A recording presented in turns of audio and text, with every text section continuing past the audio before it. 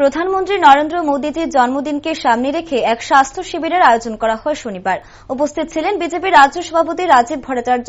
সংবাদ মাধ্যমের মুখোমুখি হয়ে বিজেপি রাজ্য সভাপতি রাজীব ভট্টাচার্য বলেন, ভারতের যশস্বী প্রধানমন্ত্রী নরেন্দ্র মোদীজির জন্মদিনকে সামনে রেখে আগামী 2 অক্টোবর পর্যন্ত সেবা পাকওয়ারা নামে বিভিন্ন সেবামূলক কর্মসূচি অনুষ্ঠিত হবে।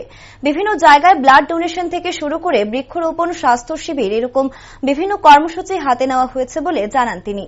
এরই অঙ্গ হিসেবে শনিবার নয় বনমালীপুর হরিজন কলোনিতে স্বাস্থ্য শিবিরের আয়োজন করা হয়। নয় বনমালীপুর মণ্ডলের উদ্যোগে বিনামূল্যে স্বাস্থ্য পরিষেবা, ঔষধ প্রদান ও ল্যাব টেস্টিং এর ব্যবস্থা করা হয় বলে জানান রাজ্য সভাপতি রাজীব ভট্টাচার্য।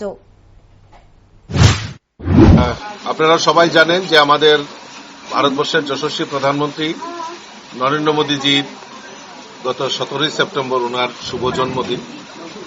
তো এই জন্মদিনকে সামনে রেখে জন্মদিনটাকে উদযাপন করার জন্য আমাদের মাননীয় প্রধানমন্ত্রী যেটা আহ্বান করেছেন যে সমাজের প্রত্যেকটা অংশের মানুষকে সঙ্গে নিয়ে তাদের সেবামূলক কাজে আমাদের ভারতীয় জনতা পার্টির কার্যকর্তাদেরকে উনি আহ্বান করেছেন।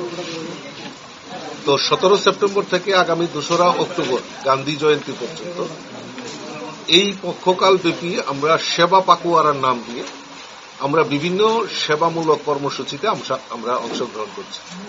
তারই অঙ্গ হিসাবে আমরা বিভিন্ন জায়গায় ব্লাড ডোনেশন থেকে শুরু করে, বৃক্ষরোপণ থেকে শুরু করে, স্বাস্থ্য শিবির, আয়ুষ্মান ভারতের কার্ড যারা নতুন করে রেজিস্ট্রেশন করানো, তাদের সঙ্গে সম্পর্ক করা, এরকম কর্মসূচি আমরা হাতে নিয়েছি।